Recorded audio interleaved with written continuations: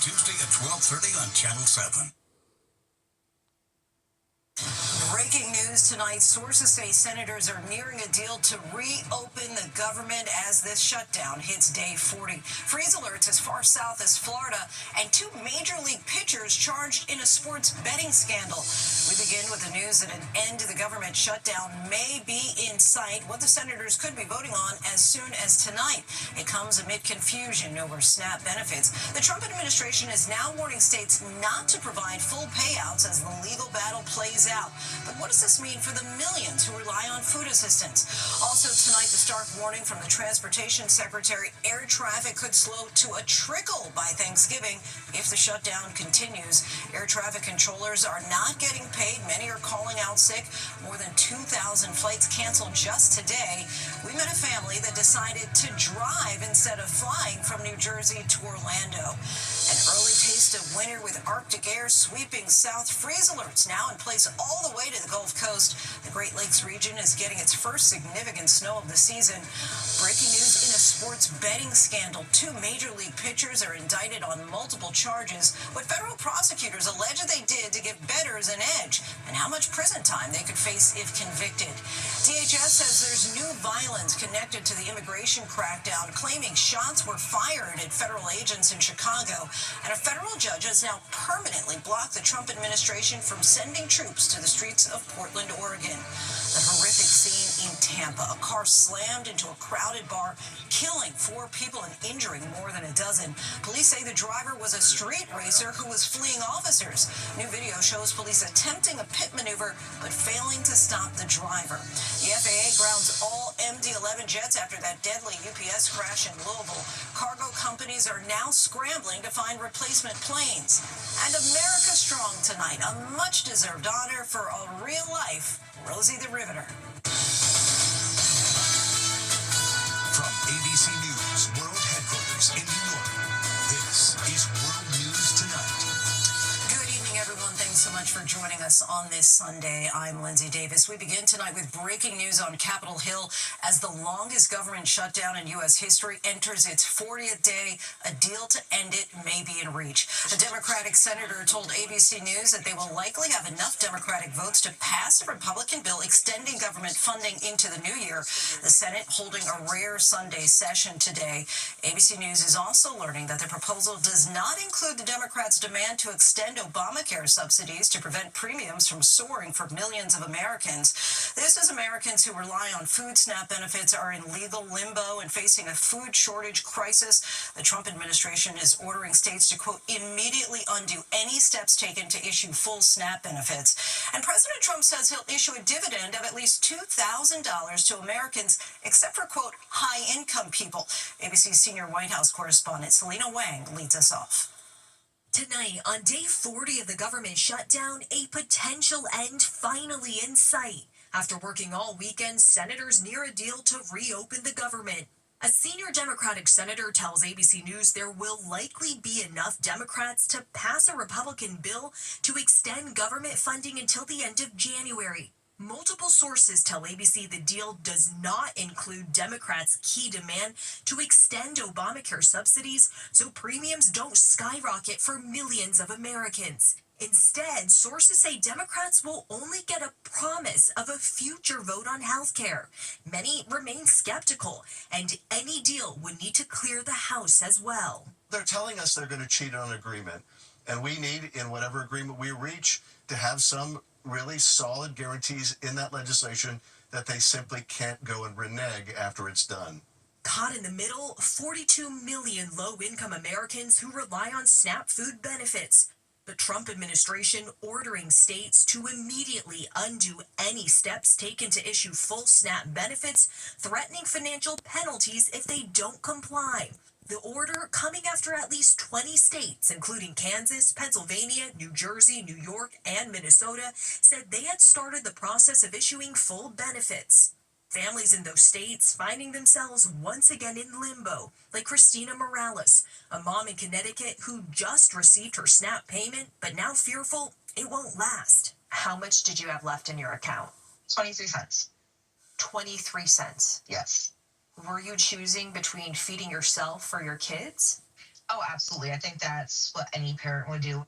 Last week, a federal court ordered the Trump administration to pay out those benefits, but they appealed, and Supreme Court Justice Ketanji Brown Jackson allowed the administration to pause those payments for now. Today, Trump officials claiming they can't legally dip into emergency funds to pay for SNAP. We're very glad that we found a way to get a lot of the SNAP money out, but it's really pushing the boundaries of the law. 23 cents remaining. That really puts it all in perspective. Selena, we know President Trump is now floating a new idea about direct payments to some Americans. What would that entail? Who would it include? That's right, Lindsay. The president says he wants to give $2,000 to every American except for high earners using money that the government has collected from tariffs. But a plan like that would likely need congressional approval. And today, Treasury Secretary Scott Bessent said he has not discussed it with the president. He also said the idea may be referring to tax breaks already in President Trump's agenda, Lindsay. Selena Wang from the White House. Thanks so much, Selena. Now to the travel disruptions and dread triggered by that government shutdown. U.S. airlines have canceled more than 2,000 flights today as the slowdown at some of the nation's busiest airports stretches into the third day, which, by the way, was the worst day of cancellation since the shutdown began. And the Secretary of Transportation warns this could all get much worse by Thanksgiving. Here's ABC's Faith Abube. Tonight, frustrated travelers at airports across the country forced to navigate long delays and thousands of flight cancellations amid a punishing government shutdown. 17-hour layover, so that's a whole day off my vacation. Nationwide, more than 7,000 flights delayed Sunday and more than 2,000 flights canceled after the FAA ordered airlines to reduce 4% of flights at 40 of the nation's major airports. But according to Transportation Secretary Sean Duffy, the travel meltdown could get worse. As I look 2 weeks out, as we get closer to Thanksgiving travel, listen, I think what's going to happen is you're going to have air travel slow to a trickle.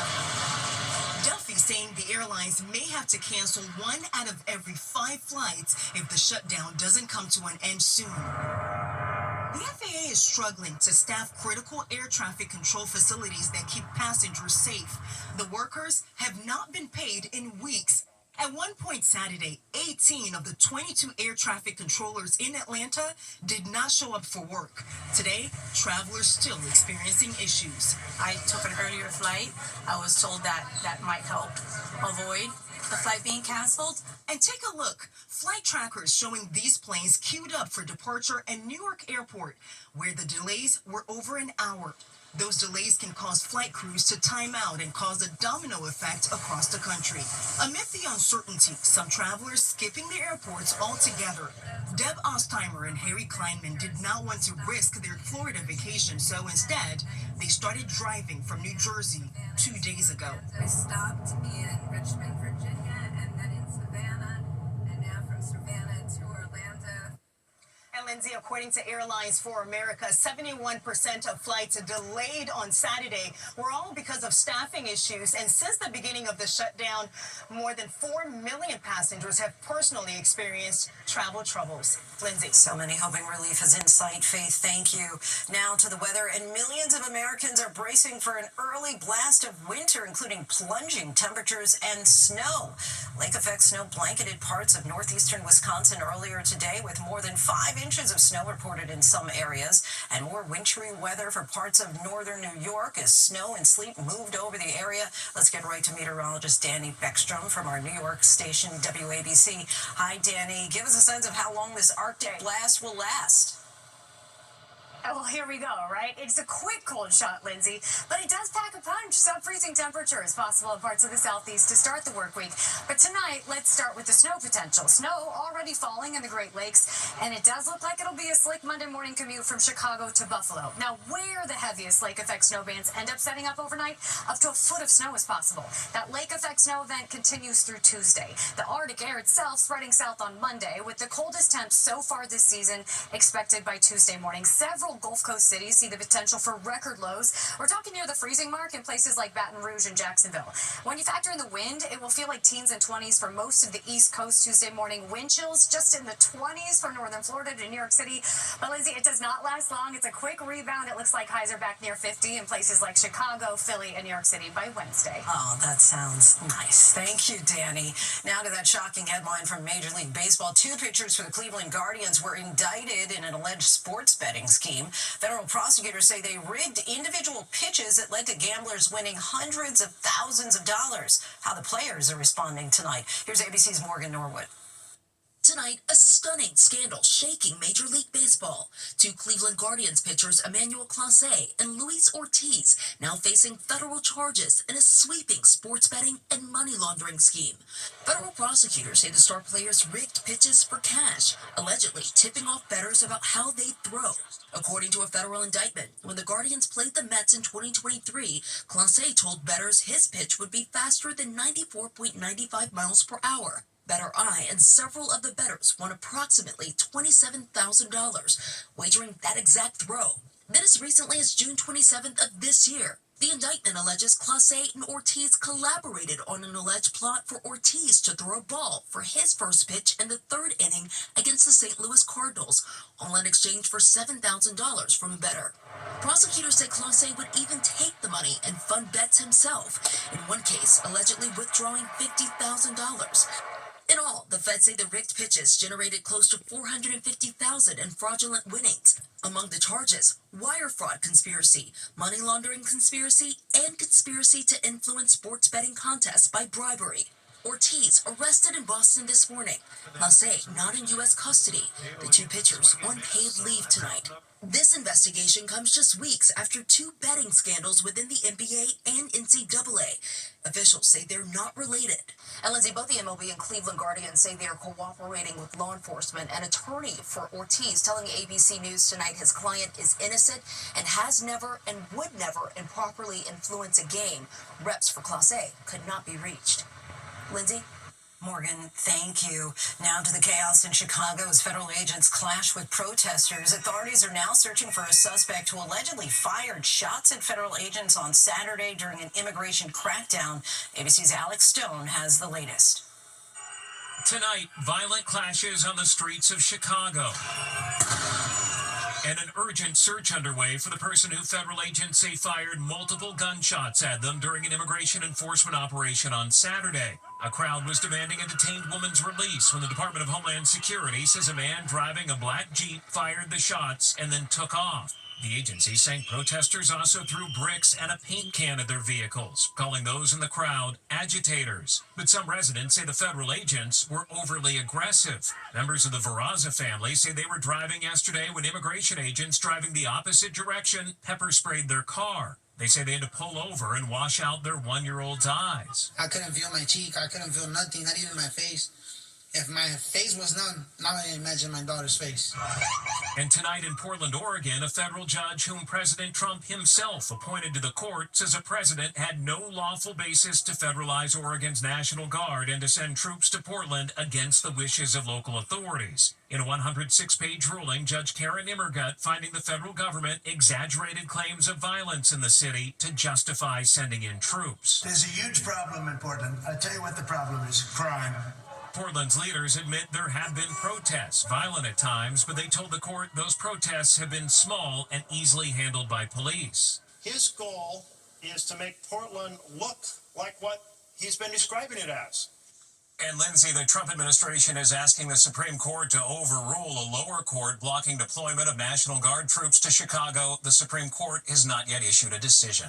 Lindsay? Alex, thank you. Now to that tragedy in Tampa, Florida. 4 people were killed and 11 others injured after an alleged street racer lost control of his vehicle. Police released surveillance video of the suspect that they say was speed racing with another car before slamming into a crowd outside of a busy bar. The suspect now faces multiple charges, including vehicular homicide. Here's ABC's Andrew Dimber.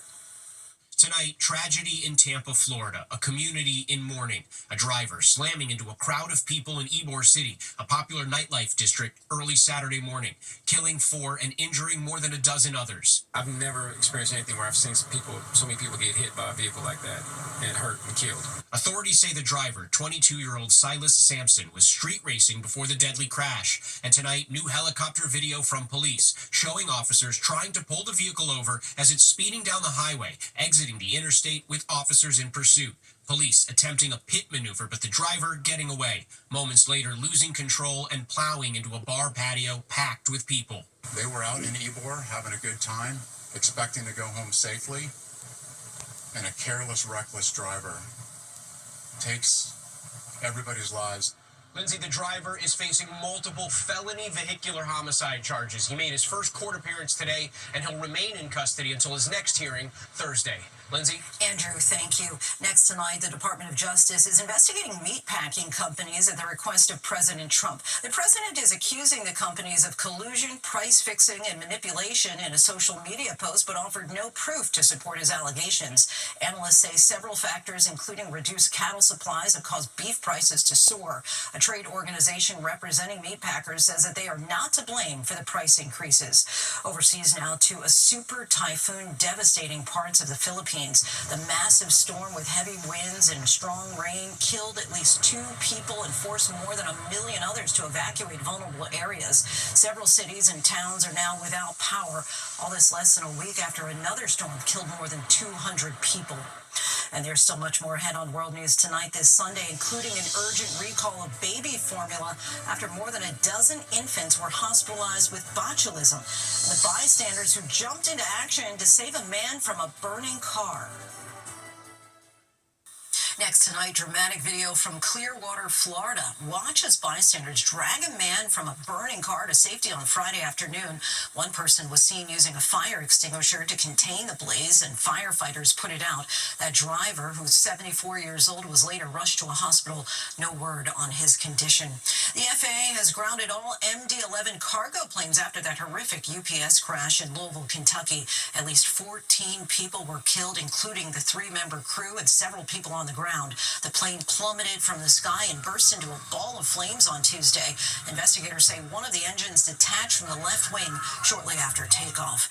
When we come back, the nationwide recall of baby formula linked to a serious illness. To the Index. Tonight, we are remembering Paul Tagliabue, the former NFL commissioner. During his 17-year tenure, league revenue skyrocketed and 4 teams were added. In 2017, he apologized for remarks that seemed to downplay the risks of head injuries in pro football. His family says he died today from heart failure complicated by Parkinson's disease. Paul Tagliabue was 84 years old. Next, an urgent recall of baby formula that's been linked to botulism. ByHeart is recalling 2 lots of its whole nutrition infant formula. That's after 13 infants in 10 states were hospitalized with infant botulism. The FDA is investigating how the formula was contaminated and whether any other products are infected. We have a list of the recalled lots at abcnews.com. And an 86-year-old woman just crossed off a major item from her bucket list. Kim Noor has been skydiving for nearly 70 years. This is video from one of her jumps last summer. On Thursday in Florida, she earned gold wings from the U.S. Parachute Association by completing her 1,000th jump. Kim later said dreams come true and there's no expiration date for the dream. Super impressive. And when we come back, another great story, a special honor for a real-life Rosie the Riveter. Who wasn't a fan of the Golden Girls? Can I ask a dumb question? Better than anyone I know. It's 40 years and it's day 1 fresh. The Golden Girls, 40 years of laughter and friendship. Tuesday night on ABC. And watch The Golden Girls, now streaming on Hulu. From Hollywood, it's Dancing with the Stars. Finally tonight, America Strong, one of the many heroines of World War II, finally gets her due decades later.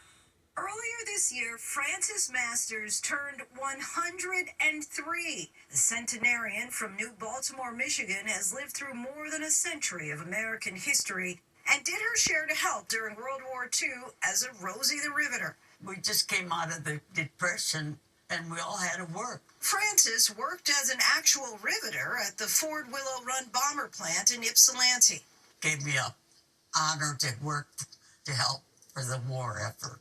I do remember going early in the morning, taking a streetcar plus the bus. Her image is now the face of a new life-size Rosie the Riveter statue to be unveiled on Veterans Day at the Michigan World War II Legacy Memorial. The statue will depict masters working on the factory line, riveting panels for B-24 bombers. I used a press. I used a small riveter.